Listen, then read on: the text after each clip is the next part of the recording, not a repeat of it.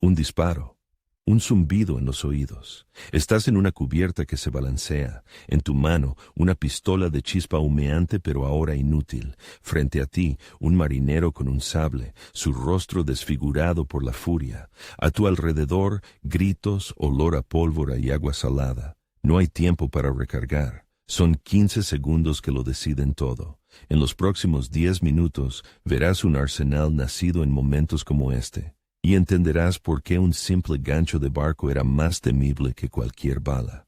Las pistolas de chispa fallaban 1 de cada 5 disparos, en condiciones ideales. Entre el rocío salado y el caos del combate, esa cifra era mucho mayor. Tras un disparo, la pistola no solo se volvía inútil, era el análogo a un smartphone moderno con un 1% de batería en una emergencia, una función y luego un peso muerto. La recarga en un entorno tranquilo llevaba unos 30 segundos. En combate, en una cubierta resbaladiza con las manos temblorosas, era una eternidad. Era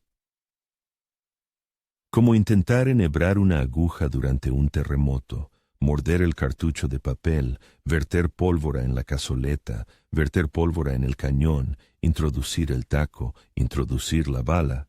Un error en cualquier paso y estabas muerto. Precisamente por eso, piratas como Barbanegra llevaban consigo un arnés lleno de pistolas cargadas, reconociendo que recargar en combate era imposible. Entonces, ¿qué hacía un pirata cuando su pistola se convertía en un trozo de metal? Analizaremos las 3 principales herramientas del asesino que había en cada barco. Mostraremos cómo la más simple de ellas se convirtió en la más eficaz y revelaremos el secreto principal. ¿Por qué los piratas casi siempre ganaban en un abordaje, incluso estando en inferioridad numérica? El análisis de los archivos navales de la Edad de Oro de la piratería muestra que la abrumadora mayoría de los barcos mercantes se rendían sin luchar o tras una resistencia mínima. La pregunta no es qué usaban. La pregunta es ¿por qué? Funcionaba de manera tan devastadoramente eficaz. Así que, el pánico. Una pistola inútil en la mano. ¿Qué sigue? La respuesta cuelga directamente del costado del barco. Está diseñada para cortar cabos y derribar puertas de camarotes, pero en manos de un pirata desesperado se convierte en una extensión de su furia. Es el hacha de abordaje. No fue un invento pirata. Era parte del inventario obligatorio contra incendios en cada barco, incluidos los mercantes. Los piratas simplemente fueron los primeros en ver en una herramienta de salvamento el arma de asesinato perfecta. La pistola era la llave que abría la puerta del combate. El hacha era el ariete que la arrancaba de sus goznes. Era pesada, robusta, con un mango largo para una palanca máxima. Fue creada para cortar de un solo golpe un cabo de amarre o derribar una puerta cerrada. No era un arma artesanal. La Royal Navy británica tenía un modelo oficial, el Patrón 1798. No es un cuchillo de cocina convertido en arma en una pelea. Es una bayoneta militar. Está diseñada desde el principio para el trabajo rudo, ya sea una puerta de roble o un hueso humano. Su valor en combate residía en 3 funciones. Primero, la hoja. No es para cortes elegantes. Su tarea es romper. Segundo, el reverso. Un pesado y sólido trozo de metal, ideal para aturdir o romper costillas incluso a través de ropa gruesa. Y tercero, lo más temible, la púa en el lado opuesto. Este pico de cuervo, o bec de Corbin como lo llamaban, era la respuesta a cualquier defensa. No cortaba, perforaba. Una gruesa coraza de cuero o una chaqueta de marinero impregnada de alquitrán pasaban de ser una protección a una trampa. Era la Trinidad de la vie. Destrucción en una sola herramienta. La hoja para cortar, el martillo para romper, la púa para perforar. El pirata no esgrimía el hacha, trabajaba con ella. Un potente golpe desde arriba para romper un brazo o una clavícula, un giro y un golpe con la púa en el pecho. El objetivo no es un corte bonito, sino una incapacitación instantánea.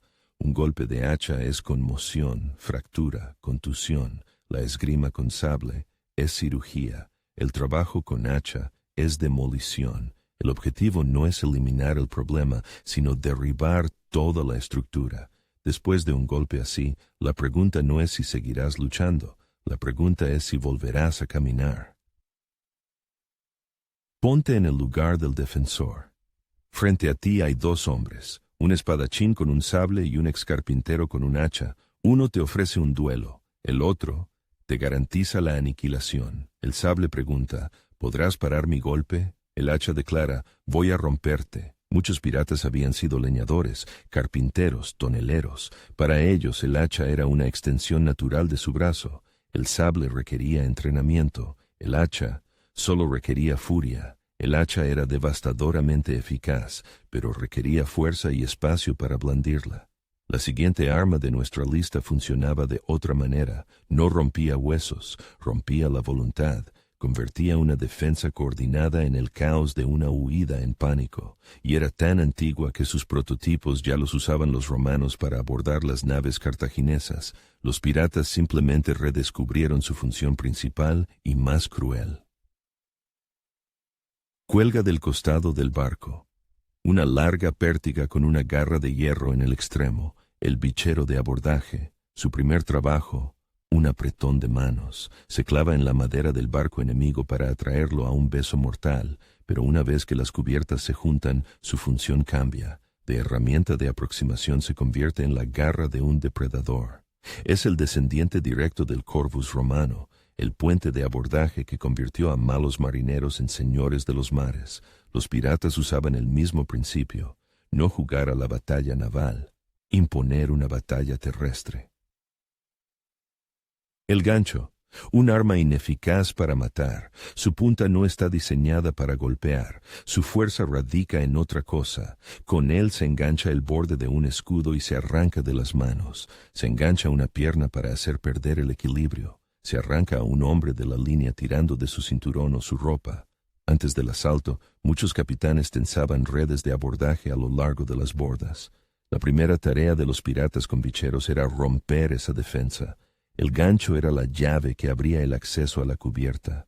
Imagina un muro de defensores y de repente a uno de ellos lo arrancan de la línea como si fuera un pez con una larga pértiga.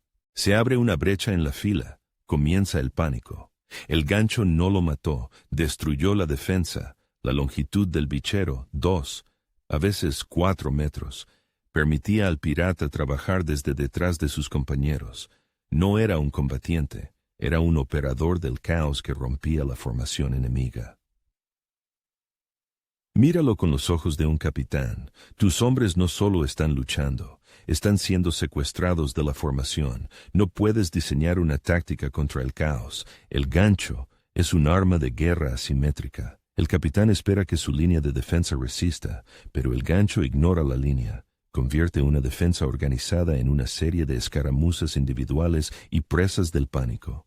Es como intentar reparar una presa de la que, una a una, están arrancando las piedras. Tanto el hacha como el gancho eran armas obvias, pero el instrumento de asesinato más común estaba al alcance de todos. El 99% de la gente no se daría cuenta de que era un arma hasta que fuera demasiado tarde. Se escondía a plena vista. Estaba hecha de una de las maderas más densas y pesadas del planeta. Una madera que se hunde en el agua, y en cada barco había docenas de ellas. Es una cabilla, una varilla corta y pesada de madera o metal para sujetar los aparejos. Sobresalen de la regala y de la base de los mástiles, siempre a mano. Es parte del barco, no de su arsenal. Las cabillas a menudo se hacían de guayacán, el palo de hierro. Es tan denso que se hunde en el agua y se usaba para fabricar cojinetes para los barcos. Con un peso de alrededor de 1 kilo y una longitud de 30 centímetros, era una porra perfectamente equilibrada, creada no para el combate, sino para soportar la monstruosa tensión de los cabos. Su resistencia era su propiedad mortal oculta. La naturaleza hizo la madera resistente. Los constructores de barcos le dieron la forma perfecta para el agarre, y los piratas descubrieron su tercer propósito. Es como si los huesos del esqueleto del barco pudieran extraerse y usarse como armas. Eso eran las cabillas. El defensor busca con la mirada sables, pistolas, hachas. No percibe como una amenaza al marinero que simplemente arranca un palo de madera de la borda. Ese momento de vacilación costaba la vida. Este es un ejemplo clásico del efecto de foco de arma a la inversa. El defensor se concentra en el arma obvia, el sable en la mano derecha del pirata, e ignora por completo la mano izquierda que saca una cabilla de la regala. Era el golpe de noqueo perfecto del combate naval, súbito y demoledor. Hacha, gancho, cabilla. Este era el equipo estándar. Pero, ¿y si la lucha se alargaba? Si un pirata se veía acorralado, lejos de sus herramientas habituales, entonces entraba en juego la improvisación pura y sin adulterar. Si la pistola era el plan A, el hacha, el plan B y la cabilla, el plan C, siempre existía un plan X, un plan nacido de la desesperación, donde el arma se convertía en el propio barco y todo lo que había en él. Una botella de ron, primero como garrote, y rota como un cristal dentado en la cara. Un trozo de cadena de ancla en la mano se convertía en una serpiente de acero que azotaba. Una pesada polea de un aparejo, girada en una cuerda, se convertía en un aterrador mangual. Y el espiche, una púa de acero para deshacer nudos que todo marinero llevaba, en combate se convertía en un mortífero estilete. Detengámonos en la cadena. El sable es una línea, un vector de ataque predecible. La cadena es una serpiente de hierro, es impredecible. No solo golpea, se enrosca alrededor del brazo armado, arrancando el arma con el crujido de dedos rotos. Su peso destroza los huesos incluso a través de la tela gruesa. El propio sonido de la cadena volando es un arma psicológica que provoca un miedo instintivo. Un trozo corto de cadena con un peso en el extremo se conocía como slingshot, un arma tan pérfida que estaba prohibida en las ciudades portuarias al igual que los cuchillos y las pistolas. Valoremos estas herramientas en una escala de terror. Si el elegante sable es un 6/10 y el hacha un 8, entonces la cadena es un sólido 9,5. Y no se trata solo de las heridas. Un hombre con una cadena no va a luchar contigo, va a mutilarte. El sable puede terminar tu combate. La cadena puede terminar tu carrera de marinero, dejándote lisiado. Su alta puntuación se debe al miedo primordial. Su movimiento es impredecible, como el de una serpiente. Su sonido, un terror instintivo. Pero todos estos objetos, hacha, gancho, cadena, eran solo la encarnación física de una, la principal arma de los piratas, invisible pero la más letal. Todo esto era el hierro, el hardware, pero funcionaba con un software único que fue perfeccionado por maestros como Barba Negra. Y ese software era mucho más aterrador que cualquier trozo de acero. Ese software se llamaba el Teatro de la Crueldad, y Edward Teach, Barba Negra, era su principal director. Antes del combate, entrelazaba en su espesa barba mechas de cáñamo impregnadas de salitre y las prendía. Iba al abordaje envuelto en una nube de humo acre, con los ojos encendidos como un demonio salido del infierno. No era una batalla. Era una operación psicológica calculada para quebrar la voluntad del enemigo en los primeros 30 segundos. Cada herramienta llevaba su propio mensaje. El sable decía: soy un soldado, lucharé según las reglas. El hacha decía: soy un carnicero, para mí no hay reglas. El bichero de abordaje decía: ni siquiera eres un oponente, eres solo una presa que arrancaré del rebaño. Esta presión quebraba incluso a los marineros más curtidos de la marina de guerra. Este lenguaje de símbolos comenzaba incluso antes del abordaje.